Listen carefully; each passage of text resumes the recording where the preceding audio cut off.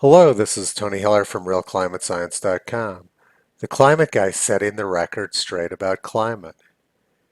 In this video, I discuss climate doublethink, which George Orwell described as the power of holding two contradictory beliefs in one's mind simultaneously and accepting both of them.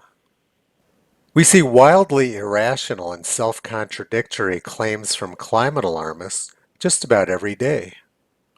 The latest one is out of British Columbia, where they're claiming that the long, cold, snowy winter was due to global warming. Global warming blamed as summer skiing on Whistler Glacier is canceled for the first time in 30 years. The 2016-2017 winter saw a prolonged cold spell. In fact, some hailed it as the best season ever for North American resorts. But it hasn't been enough to make a difference to Camp of Champions prospects. This year's snowpack is less dense than usual because we enjoyed such a long, cold winter. It makes no sense to say that a prolonged cold spell is due to global warming. And if we remember back to what they were saying about Whistler 7 years ago, we see a completely different story. The 2010 Winter Olympics was held at Whistler and Cypress Mountain near Vancouver. 2010 was an El Nino year, which meant warm weather and lots of rain along the coast of British Columbia. This brought lots of snow to Whistler at high elevations, but Cypress Mountain, which is at lower elevation, was having trouble holding their snow. Climate alarmists, of course, blamed the lack of snow at Cypress Mountain on global warming. And they took it a step further and said that all future Olympics were threatened by global warming. So according to experts, global warming caused a warm winter in British Columbia in 2010 and a cold winter in British Columbia in 2017. That's classic Orwellian doublethink. And 2010 wasn't the first time a Winter Olympics was threatened by a lack of snow. In the days ahead of the 1932 Winter Olympics, there was no snow at all. It was washed away by rain at Lake Placid, New York, just like occurred at Cypress Mountain in 2010. Atmospheric CO2 in 1932 was about 305 parts per million. They're going to have a pretty hard time blaming the lack of snow in 1932 on global warming. In 1932 wasn't the only Winter Olympics where they were having trouble keeping snow. Same thing occurred at Lake Placid in 1980. There was essentially no snow at Lake Placid on February 8, 1980. The Winter Olympics wouldn't have occurred if they didn't have snowmaking machines. And if you remember the storyline from Irving Berlin's 1954 musical White Christmas, it was 70 degrees in Vermont on Christmas Eve and there wasn't any snow. Before data tampering by NOAA, 1954 was one of the hottest years on record in the United States.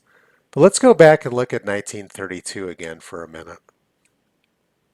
There was no snow at Lake Placid on January 15, 1932.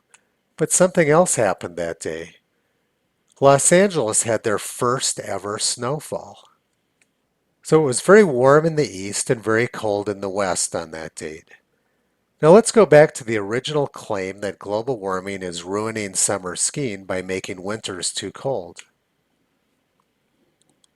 That claim makes absolutely no sense, but this story gets much worse.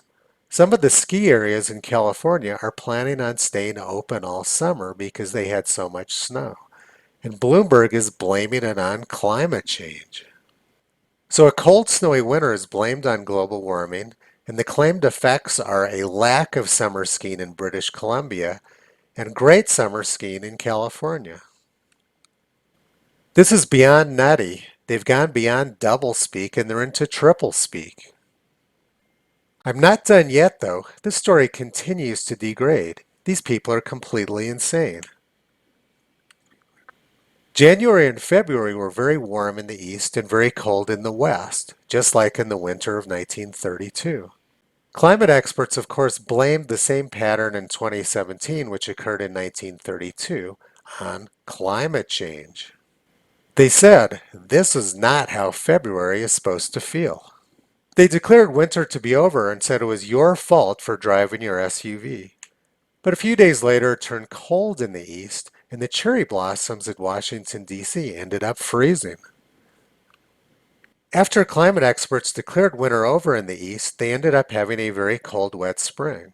And here in Colorado, we had one of our snowiest and coldest Mays on record. This winter, climate experts blamed the warm January and February in the east on global warming. But 2 years ago, they blamed the record cold January and February in the east also on global warming. President Obama's science czar, John Holdren, held a podcast where he said the polar vortex of 2015 was due to global warming. The global warming polar vortex of 2015 caused some extremely cold weather. A new all-time record low for any month was set in Lynchburg, Virginia on Friday when the city dropped to minus 11 degrees. The previous all-time low was minus 10, set in 1985 and 1996. I was living in Maryland at that time, and I took my dogs out on the ice on Chesapeake Bay on March 7th. And the Potomac was frozen over in D.C. on March 7th. That was the first time that's happened in March since the 18th century. According to climate alarmists, global warming causes a lack of snow. It also causes lots of snow. It causes cold winters. It also causes warm winters. But I'm not done yet. The story continues to get worse. The polar vortex of 2016 also caused a lot of cold weather in the east. It was typified by a jet stream ridge in the west and a big dip in the east, which brought cold weather there. But if we go back to 1977, they had exactly the same pattern. But climate experts in 1977 didn't blame it on global warming. They blamed it on global cooling. So the symptoms of global warming and global cooling are identical. So let's wrap this up now and summarize all the climate doublespeak from climate experts. Global warming causes warm winters. Global warming also causes cold winters. Global warming causes a lot of snow. Global warming causes no snow. Global warming causes summer skiing. Global warming causes no summer skiing. Global warming causes the polar vortex. Global cooling also causes the polar vortex. Climate scientists are classic snake oil salesmen. They'll take whatever the current ailment is and say they have a cure, and you just need to give them money. And they employ Orwellian doublespeak as their standard technique. As I've been showing you in my videos, climate science is not a science at all. It's just the largest scam in history.